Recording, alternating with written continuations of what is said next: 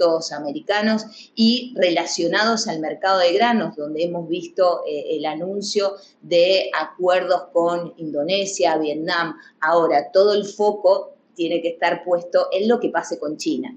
Una negociación que va a llevar, y efectivamente está llevando muchos más meses, y en el mientras tanto los mercados siguen teniendo, es decir, otros factores en los cuales se impacta, como conflictos geopolíticos latentes, que si bien hoy podríamos decir que está el mundo un poquito más tranquilo, pero siempre anda dando vuelta algún temor y eso impacta en los mercados. También con el impacto que toma esta imposición de aranceles y negociaciones en la evolución del dólar, debilitándose en los últimos meses. ¿Qué es lo que va a pasar con las tasas de interés, donde hay mucha presión?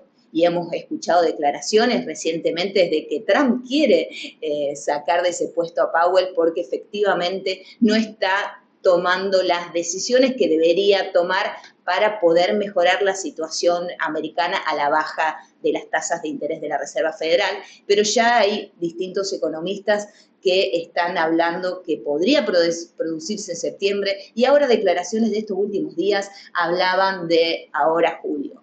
Esto sigue impactando en los mercados, que se le suma también a todos los factores propios del mercado de granos, teniendo en cuenta que estamos en un momento estacional de oferta creciente a partir de la cosecha del hemisferio norte de los cultivos de invierno, podríamos estar diciendo de trigo, cebada, es decir, colza, sumándole a una situación que todavía tiene oferta el hemisferio sur con las cosechas gruesas recientemente terminadas de la soja.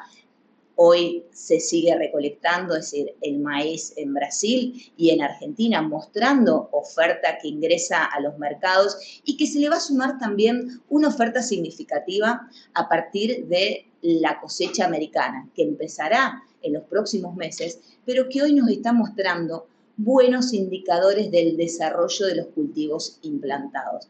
Por lo cual, si tomamos en cuenta todos estos factores, podríamos decir que el mercado tiene más señales bajistas que alcistas, más allá de que se encuentra algo como positivo los últimos datos de la economía china, donde muestra, es decir, un crecimiento en este primer semestre, que de acuerdo a algunas declaraciones podríamos decir por arriba de lo esperado por el mercado, algunos analistas dicen creció debajo de lo esperado por el mercado, pero lo importante es que China sigue mostrando demanda y lo podemos confirmar con la demanda que está teniendo de soja en Sudamérica, comprando soja brasilera, comprando soja argentina. Ahora el mercado de referencia, principalmente Estados Unidos, está esperando que empiece a comprar soja americana.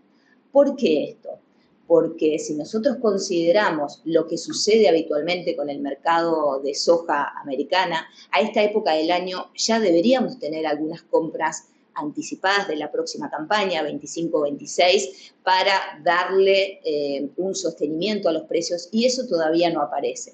Particularmente, es decir, considero que dentro de las negociaciones que se estarán realizando entre China y Estados Unidos es un foco para cumplir un compromiso de que siga comprando soja, más allá de que efectivamente va a necesitar de la soja americana, porque si bien Brasil tiene una mayor producción y una mayor potencial exportable a partir de esa producción, Argentina ya tiene un volumen importante de ventas hacia China, necesita igualmente comprar soja americana.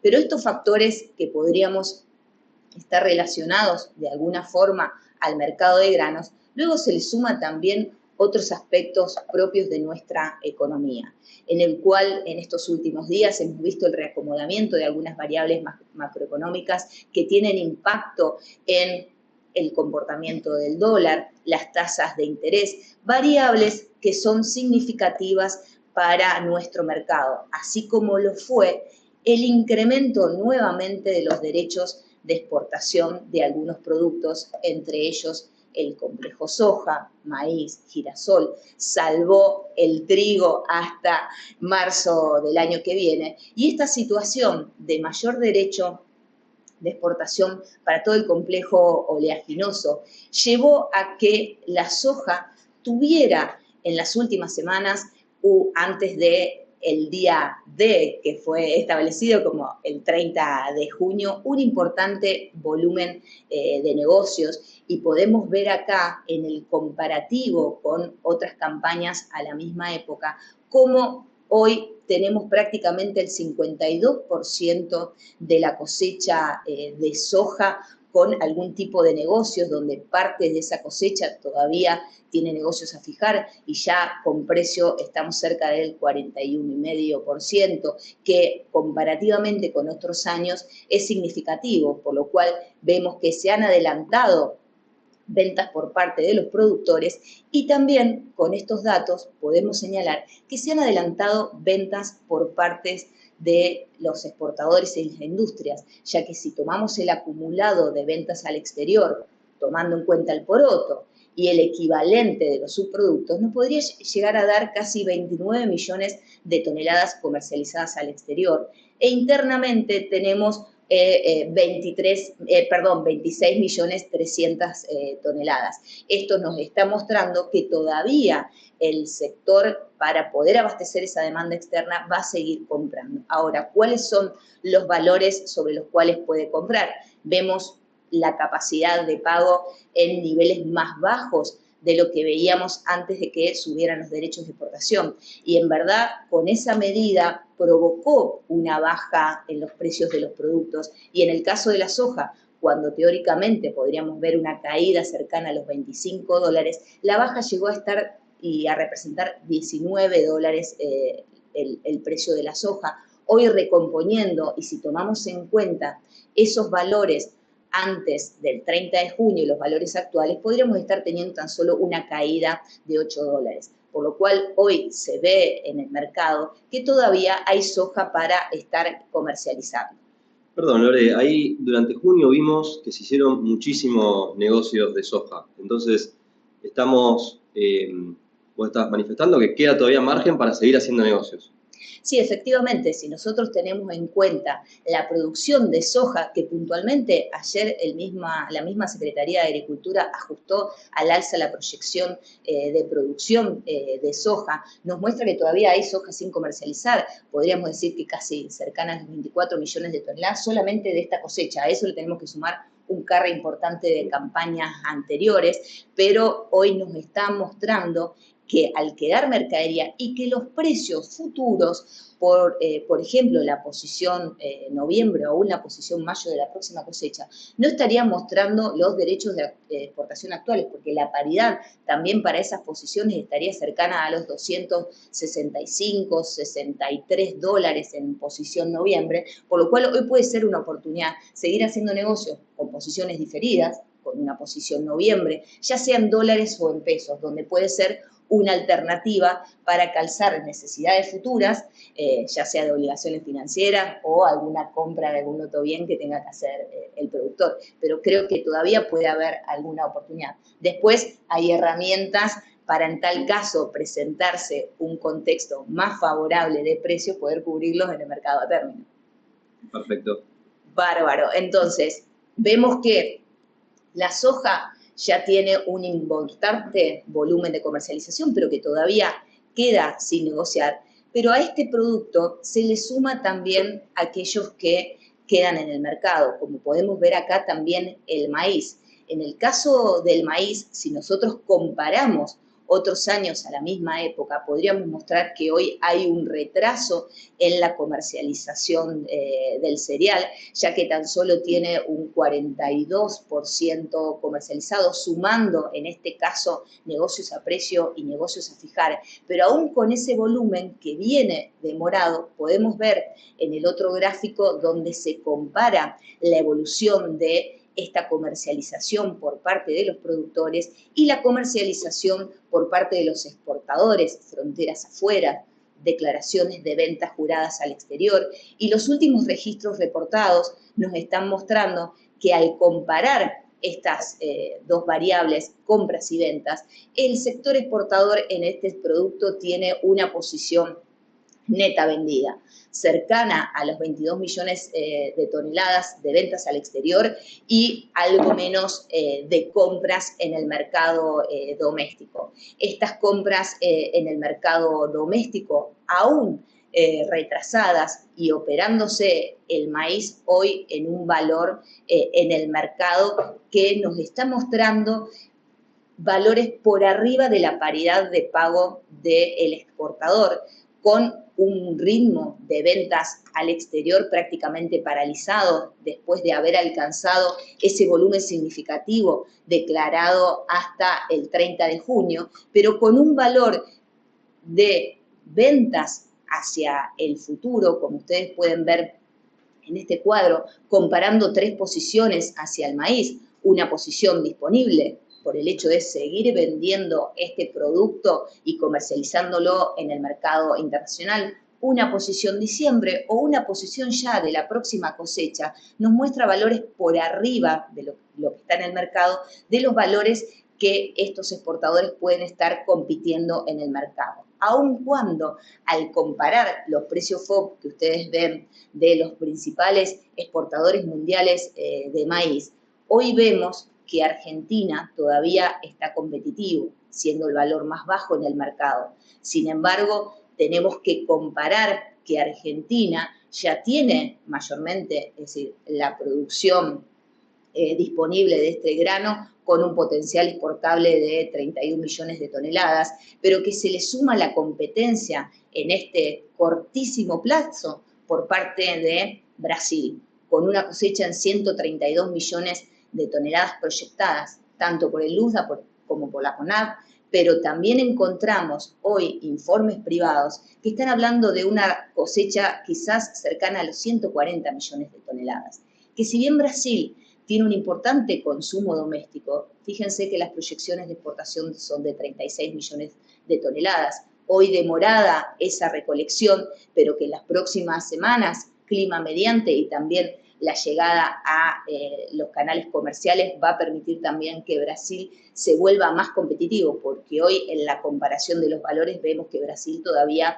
tiene valores altos y que Estados Unidos, con lo que queda de comercializar de la campaña 24-25, puede seguir colocando algo más, tiene un ritmo muy adelantado de ventas, pero si en la próxima campaña, donde podría ser una cosecha récord, también tenemos un potencial exportador significativo. Ahora, ¿por qué encontramos en el maíz todavía una oportunidad? Por los valores que se están comercializando disponible en estos momentos, también los valores futuros, y porque en el mercado, en verdad, lo que está produciéndose con este cereal es una demora en la recolección del producto, y principalmente en aquellas zonas donde tuvo, es decir, un volumen que va a ser significativo para colocar en el mercado. Más allá de que, como se ve con esta estadística en esta campaña, hubo una importante caída en el área de siembra en algunas regiones productoras, pero que nos muestra que todavía hay producto en los campos para cosechar. Esta situación no está generando una fluidez en el mercado físico a partir de que fueron zonas que se sembró menos, y también nos muestra que climáticamente parte de esas zonas productoras donde hoy debería estar cosechando el maíz, no se encuentra con una humedad excesiva, situación que limita el ingreso, es decir, a los campos, la cosecha de un cultivo, es decir, húmedo, que también no puede ingresar con esas condiciones al mercado exportador, por lo cual esta situación de clima nos está mostrando efectivamente un impacto en la recolección final del cereal, en el cual la demanda hoy está activa desde el punto de vista exportador, ya que en los próximos días podríamos estar viendo embarques por casi 2 millones de toneladas de maíz y también factores de consumo. Pero este clima que hoy nos está impactando en la recolección final del maíz, también nos está impactando en el mercado de trigo. Producto que ya tiene un avance significativo en la implantación, pero que en el balance y en la proyección final, o podríamos decir mejor, el número final que pueda alcanzar de cobertura esta campaña 25-26, empieza a verse reducido. Recientemente hemos visto reducción del área proyectada por la Bolsa de Comercio de Rosario. Ayer puntualmente en el informe de la Secretaría de Agricultura también hemos visto un ajuste a la baja en el área de siembra, pero que más allá de este ajuste a la baja en el área de siembra, las perspectivas hacia el futuro para acompañar el desarrollo de los cultivos es mayormente favorable y nos encuentra con proyecciones productivas que están por arriba de la campaña actual obtenida, que se le suma también, como podemos ver en este cuadro, a un stock de campaña que va a acarrear respecto de la campaña anterior, y eso va a mostrar, es decir, una oferta significativa de trigo, y es por eso que estos precios de este producto nos están mostrando que en el caso de el disponible, bajas a partir de una tranquilidad de la demanda, y lo que pueda pasar con el precio en el futuro, donde en esta transparencia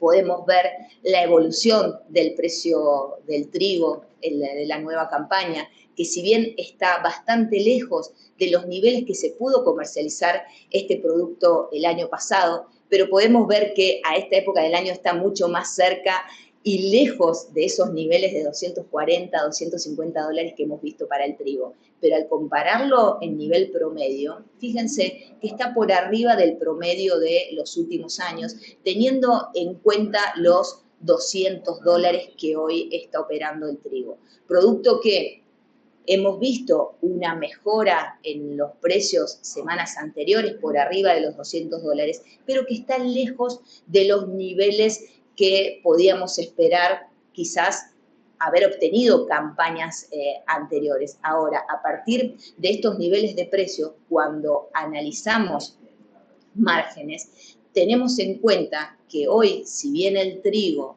implantado solo como único cultivo a nivel de 200 dólares, en algunas zonas productivas podemos encontrar que el margen solo del trigo, es decir, es negativo, y acá traje la evaluación de un margen de un campo cercano a la ciudad de Firmat, donde nos está mostrando que luego ese trigo, acompañado por una soja, hoy con los actuales niveles de precio, nos da una alternativa de haber cerrado o poder seguir mostrando márgenes favorables para esta siembra trigo-soja. Ahora, cuando comparamos esas decisiones para tomarlas hacia lo que viene, que es la campaña gruesa, y tomando como referencia esta misma estructura productiva, nos muestra que para la gruesa la mejor situación está para el maíz, teniendo en cuenta que esta estructura nos muestra cerca de la demanda, en este caso de la demanda de exportación, y siendo la soja la proyección de márgenes más ajustado, y como también muestra en el cuadro a la derecha de la Bolsa de Comercio de Rosario, donde mostró una actualización de sus márgenes y que nos muestra que en el caso de la soja esta situación es desfavorable para una estructura con campo alquilado, situación que si lo hacemos más extensivo hacia todo el país, vemos esta misma situación, donde la soja es la alternativa negativa en muchas estructuras frente a una situación favorable para el maíz, obteniendo un maíz con estos niveles de precios futuros y con costos que se podrían seguir ajustando o aún cerrando anticipadamente, podemos ver que es una oportunidad para el cereal. Cereal que al comparar también los mismos valores teniendo en cuenta el precio futuro, en niveles hoy de 175 dólares para una posición abril a cosecha, estamos por arriba del nivel promedio de los últimos años, que está en el orden de los 163, 165 dólares, y frente a un contexto que este producto hoy nos está dando oportunidades para el disponible y también para el nuevo, pensando de que este cultivo va a tener una oferta importante cuando ingrese en el mundo la cosecha de safriña de Brasil y también las perspectivas productivas para Estados Unidos. Pero ¿qué nos encuentra entonces para hacer? Hoy tenemos que, como empresa, hay oportunidades para seguir tomando negocios sobre algunos de los productos, ya sea para poder terminar de coordinar la planificación financiera, clave en estos últimos años para nuestra actividad productiva y también para lo que puede venir, teniendo en cuenta alternativas que también se pueden generar a partir de realizar negocios de los cultivos que nos quedan en stock y aplicarlos a alternativas financieras, como así también a la compra de determinados insumos, en los cuales luego Franco nos va a dar una aclaración sobre los mismos. Bueno, por aquí es todo lo que tenía preparado para el día de hoy. Luego me quedo a la espera de algunas consultas. Muchas gracias. Perfecto, Lore, muchas gracias.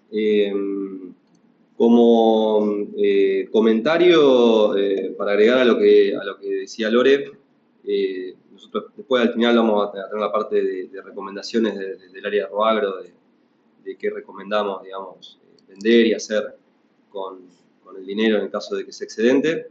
Pero como comentario, desde lo que me toca a mí personalmente, en mi trabajo, vimos este año un cambio en la forma de comportarse de la exportación, en donde tanto en trigo como en maíz estuvimos viendo que ponen los barcos, digamos, en las declaraciones y los embarques, en tanto y en cuanto tengan algún tipo de certeza de poder originar sin perder plata. A diferencia del año pasado, que había sido un año muy complicado, donde se pusieron muchos embarques de maíz, por ejemplo, y después costó la originación de la mercadería para los exportadores y fue por ahí complicado desde el margen para ellos. Y un poco lo que veíamos es esta proyección de exportaciones donde todavía queda mucho por vender hacia afuera. Sí, efectivamente, a ver, este año cambió mucho la modalidad de que el exportador origina sus granos a partir también del decreto que hizo ajustar a la baja los derechos de exportación y modificó la forma de liquidación de las divisas. Eso llevó a tener un mercado mucho más corto en la comercialización, ya sea en la declaración de la venta como también sobre la originación. Por eso mismo hemos visto esta campaña muchos problemas logísticos, más allá de que el clima le sumó esos condimentos, el tema de la originación estuvo complicada. Eso no quiere decir que no siga complicada para algunos productos hacia sí, sí. Sí, bueno, lo vimos en trigo de esta campaña que arrancó en diciembre, se vio también esa complicación logística por falta de buques, y bueno, maíz una campaña que todavía queda por exportar unos 10 millones de toneladas y tienen que encontrar el equilibrio entre el precio al que los exportadores van a vender hacia afuera y el precio al que van a comprar hacia adentro. Así es. Y le damos pie a Franco, a quien en nuestra oficina lo conocemos como el Persa, pero no sé si es el apodo oficial o no. Eso ya nos dirá Franco. Bueno, ahí estamos con problemas técnicos esta mañana. Nos ha tomado mal el webinar de Julio. Creo que es por el meme. Con el frío de julio. Con el frío de julio. Creo que es por el meme que hicimos, nos trajo mala suerte. Pero bueno. Nada, continuando un poco con lo que hablábamos, está este tema, ¿no?, de la competitividad del maíz argentino frente a la oferta de Brasil y de Estados Unidos que está entrando.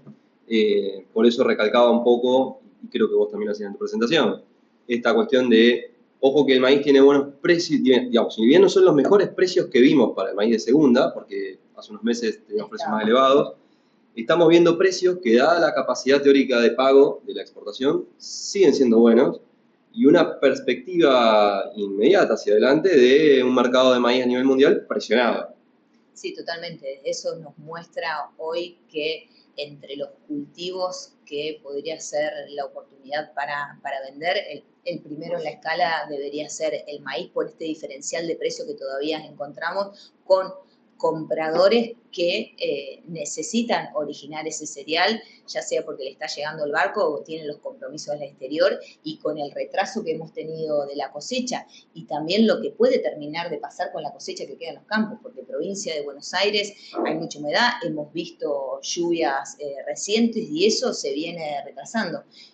crucemos los dedos para que no venga algún viento o alguna situación que limite aún más la recolección de ese cereal, con lo que también marca la estadística, que lo mostré en el cuadro, el impacto que tuvo la menor siembra en regiones productoras del norte por la chicharrita. Tal cual, sí, exactamente. Bueno, hoy un avance de cosecha en torno al poco arriba del 70%. Sí, llegamos casi al 80%. Nosotros recibimos, digamos, la información del canal comercial, de clientes, de una humedad que no baja en campo, por eso tampoco está ingresando todavía el maíz de segunda, nos está presionando tan fuerte en el precio y hay oportunidades de buenos negocios y hubo esta semana oportunidades de buenos negocios. Resuelto el tema de... Comprobar. Creemos que sí, vamos a probar.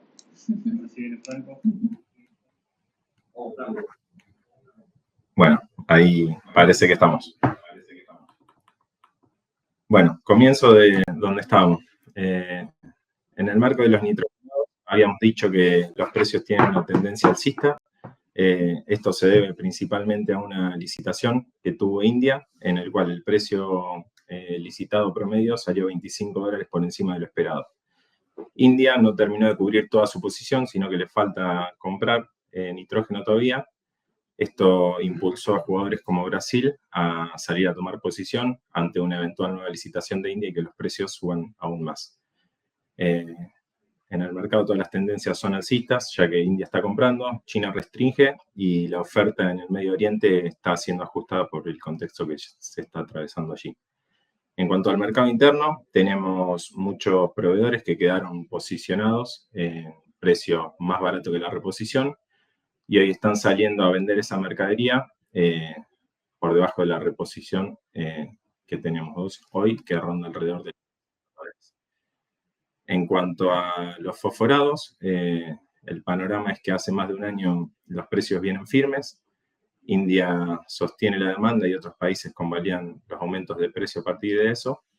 Y la situación de China, que es uno de los grandes proveedores mundiales de fósforo, es que tiene un stock creciente, el cual subió un 35% en el último año y está manteniendo la producción y disminuyendo el consumo interno. Todos estos factores deberían incrementar la oferta mundial de fósforo, pero está limitada por el gobierno chino, el cual está estableciendo cupos a la exportación, por lo cual la restringe.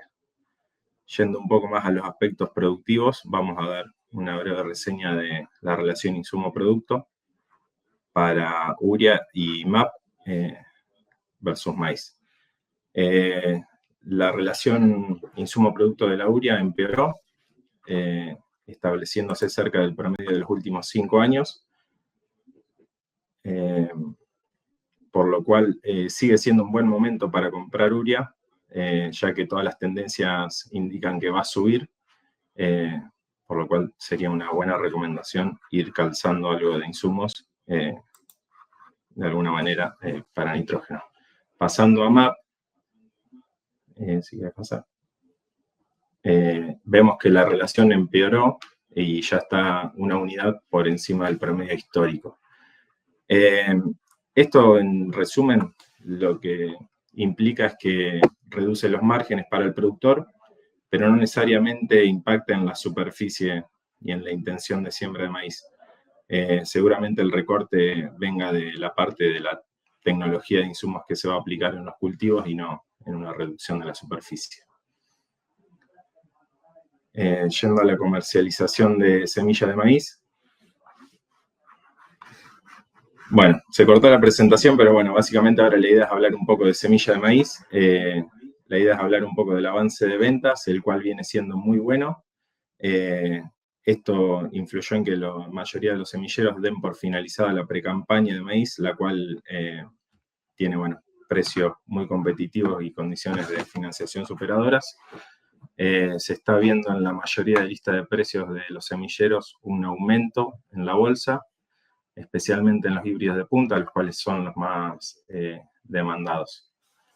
En el mercado de agroquímicos vemos que muchos principios activos, que son el insumo para después formular dentro del país, ya están teniendo una cierta firmeza después de un año de estar a la baja,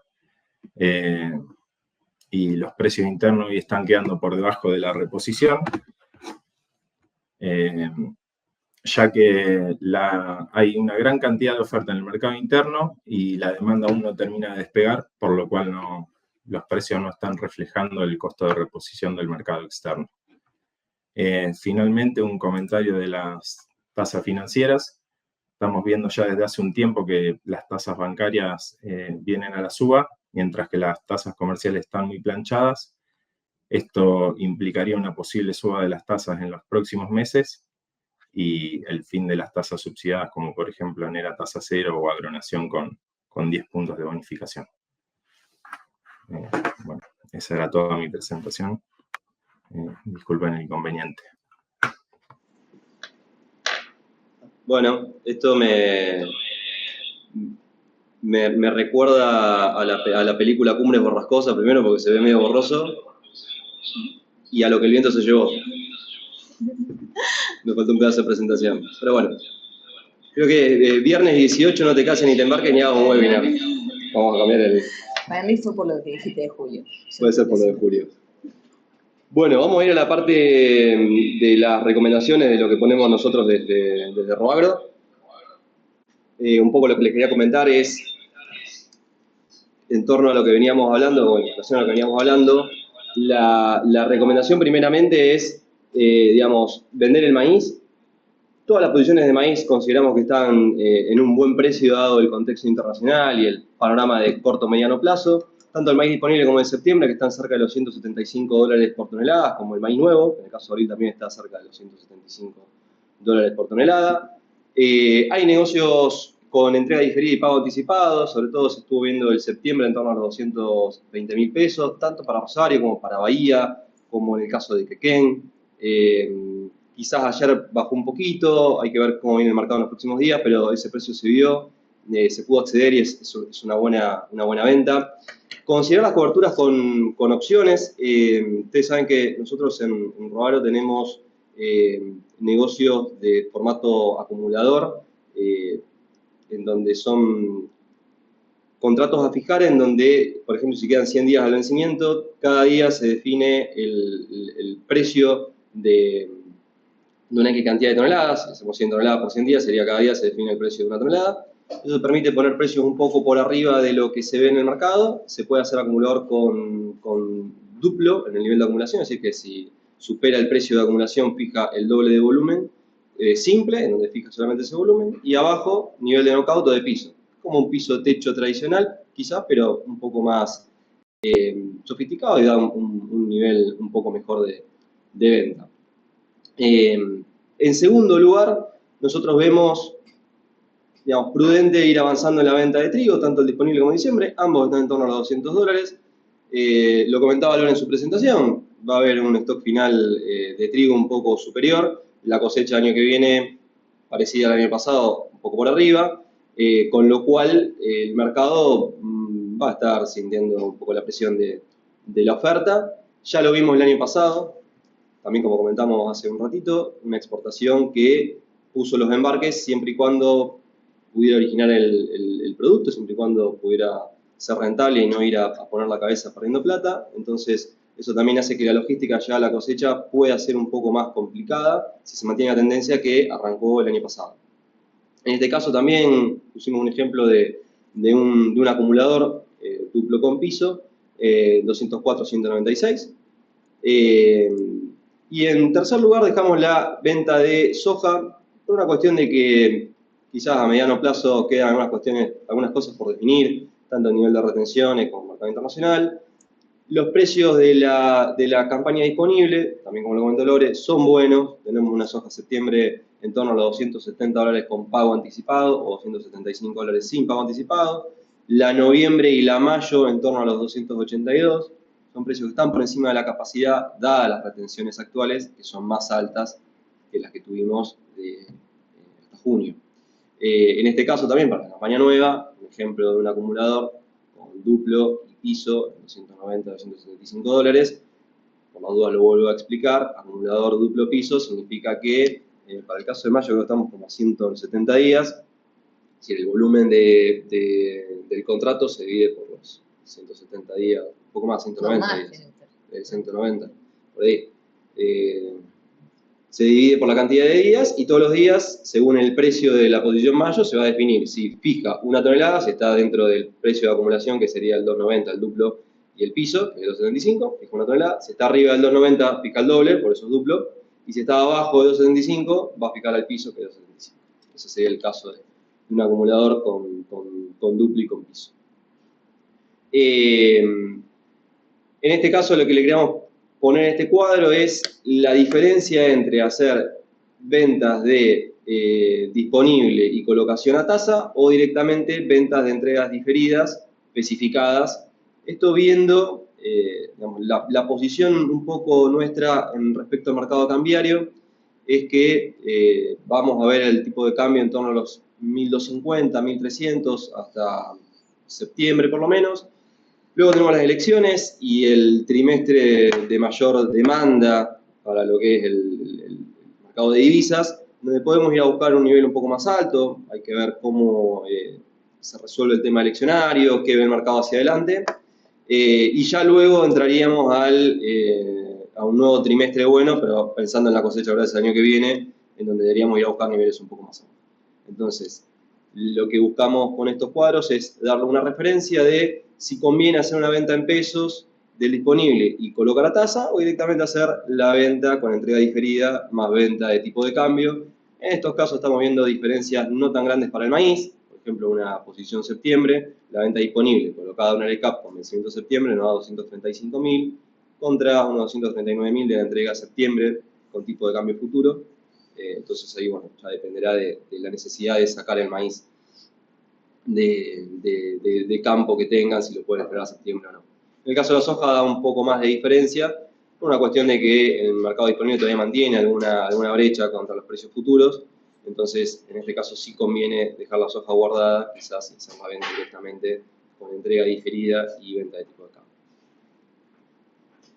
Para poner en contexto, si consideramos que las bandas se van a respetar, tanto en el piso como el techo, que se actualizan 1% mensual, lo que estamos viendo acá en los puntos rojos son los valores del tipo de cambio futuro.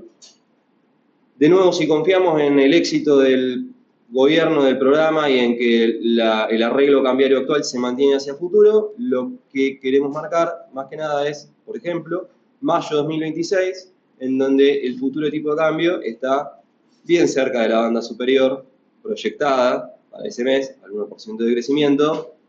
Esto nos indicaría que en algún caso de tener que hacer alguna compra de insumo con algún financiamiento y que convenga ya cerrar tipo de cambio, bueno, ahí tenemos un precio futuro que está cerca de la banda en un trimestre que es donde es más abundante el ingreso de divisas por la exportación, en donde consideramos que si macroeconómicamente todo sigue marchando relativamente bien, debería estar un poco más alejado del techo de la banda, el tipo de cambio. Los puntos que ven en gris son los tipos de cambio break-even. Esto significa que si hoy tengo un peso y lo coloco a tasa, ¿qué tipo de cambio me hace salir en cero, una rentabilidad cero en dólares?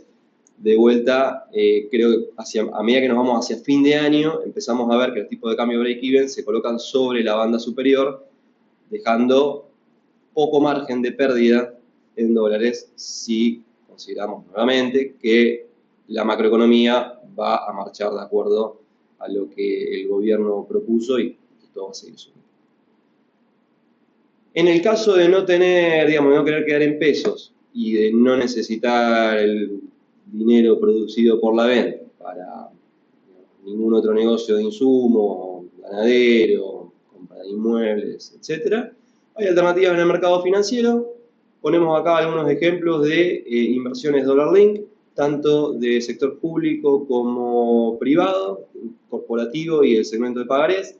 Ahí lo que están viendo son tasas de estos títulos, elegimos algunos. Los TZB son títulos del Tesoro, del gobierno.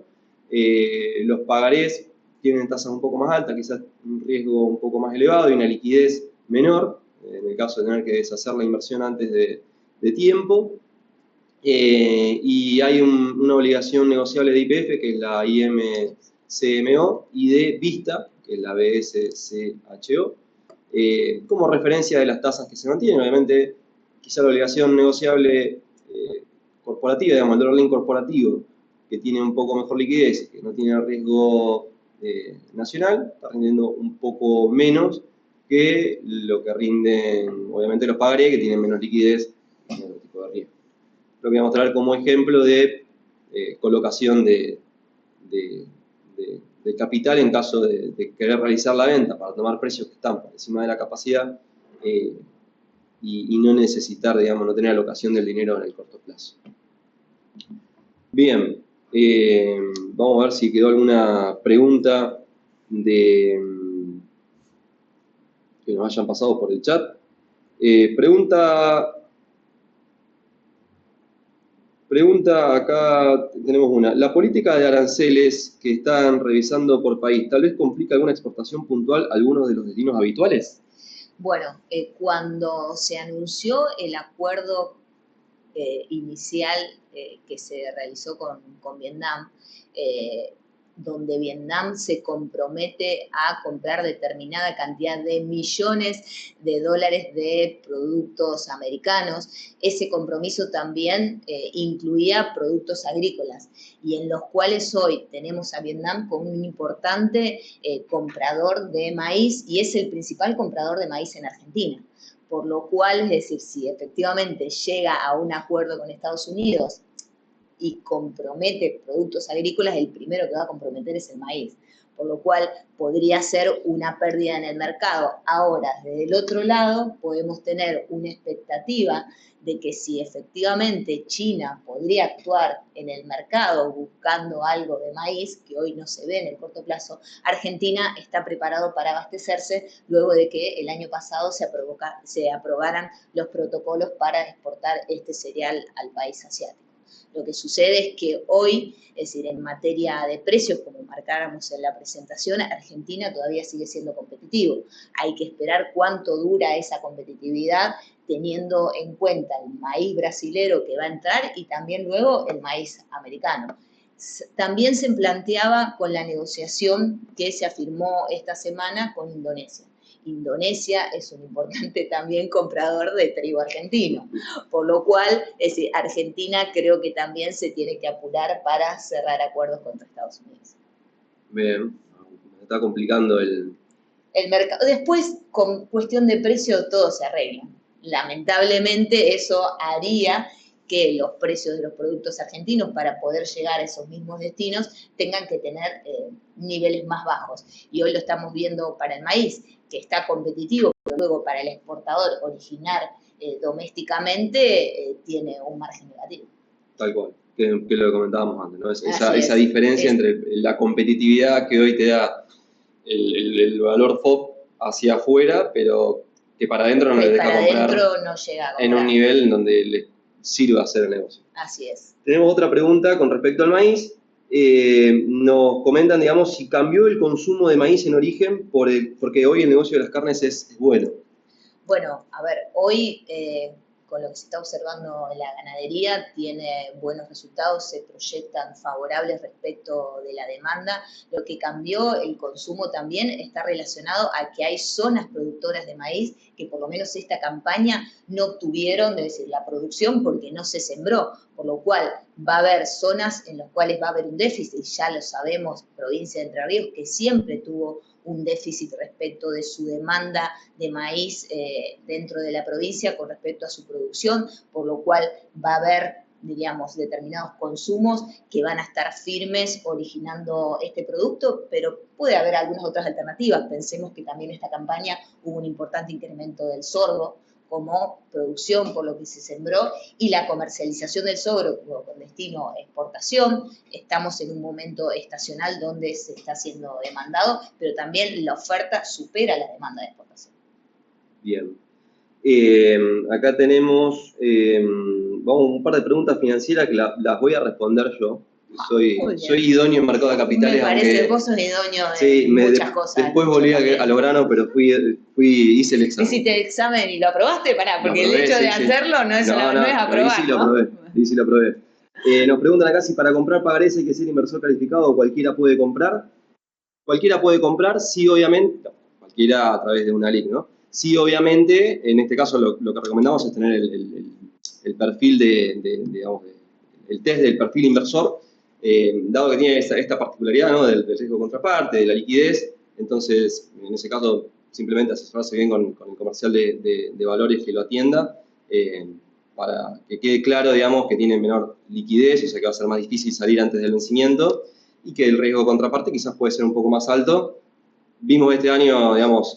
Había experiencias este sí, año. vimos este año algunas experiencias de obligaciones negociables y pagarés de algunas empresas vinculadas, digamos, a nuestro mundo agroinsumos, que, bueno, quizás no tuvieron la mejor performance. Después tenemos otra respecto a las bandas, un momento que yo la leo.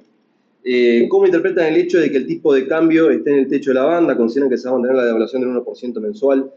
Ayer lo hablábamos con el equipo de valores, esto antes digamos, la previa de esta charla, y digamos, la pregunta está buena, yo también me la hice, se la hacía a los chicos, es decir, ¿hasta cuándo sigue el 1%? ¿Tenemos algún límite declarado? La verdad es que no hay ningún límite, digamos, manifestado en los documentos.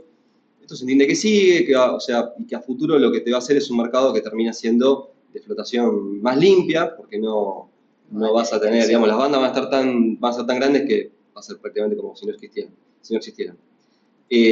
Yo personalmente insisto un poco en lo que dije recién en la parte de pesos y break-even e índice dólar.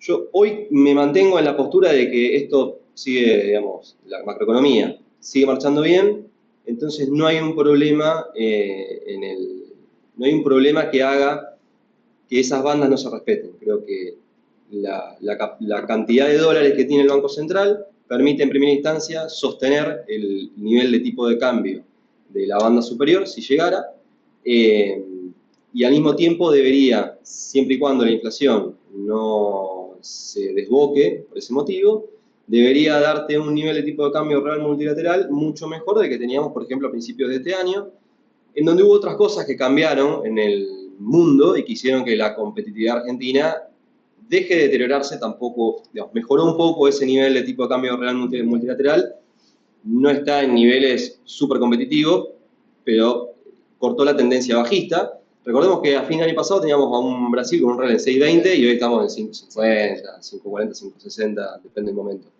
Entonces hubo otros factores también internacionales que hicieron que esa competitividad, digamos, mejore, y eso debería generarte un mayor ingreso de divisas eventualmente.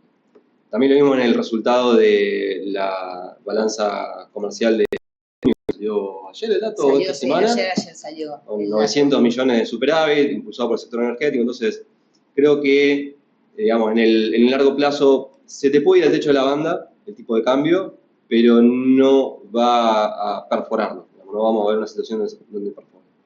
Pero para que perfore deberíamos ver algún pass-through a precios que haga que ese tipo de cambio real multilateral se deteriore y entonces, bueno, no seas competitivo y siga siendo más competitivo importar y ahí se arma una bola de demanda de dólares que se lleve puesta a las reservas. Y finalmente tenemos una acá volvemos al mercado de granos, tenemos una con respecto a panorama de DEX, soja para adelante, hablábamos de mayo 2.82, el precio es bueno, incluso si septiembre, octubre, noviembre, enero, febrero hay una nueva baja de derechos de exportación. Bueno, ustedes saben particularmente que yo tenía la esperanza de que no se volviera a subir los derechos de exportación, principalmente con el vencimiento del decreto.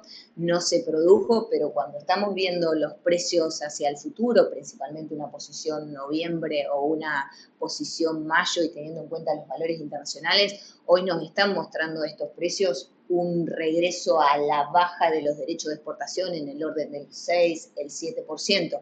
Igualmente en las recientes declaraciones del presidente en su relación con la mesa de enlace mencionó que efectivamente sería el primer impuesto a la baja y nuevamente vuelven ahí mis esperanzas hasta que después de septiembre o octubre y quizás hasta antes de las elecciones pueda haber un reacomodamiento a la baja, principalmente para que sea una medida de que puede impulsar la siembra de soja, porque lo mostré yo en las imágenes, obviamente cada caso se puede ajustar de acuerdo a lo que se invierta la siembra, pero los márgenes en una estructura de campo alquilado es negativo prácticamente en todo el país para la soja, y la soja motoriza la economía agrícola y también eso de divisas para exportación o por los mismos derechos de exportación, por lo cual hoy considero que el gobierno va a tener que pensando en las próximas. Bien. Bueno, para el equipo del Toto y de Milei. No tengo más preguntas. ¿Esto al final? Vamos a mandar la presentación para que la puedan ver bien. Así la pueden revisar tranquilos. Cualquier duda nos pueden seguir consultando a través de los canales comerciales, etcétera. Y bueno, les agradecemos por haber compartido esta de la mañana con nosotros. Esperamos que les haya sido útil. Y los saludamos, que tengan buen fin de semana y buen mes. Adiós, muchas gracias.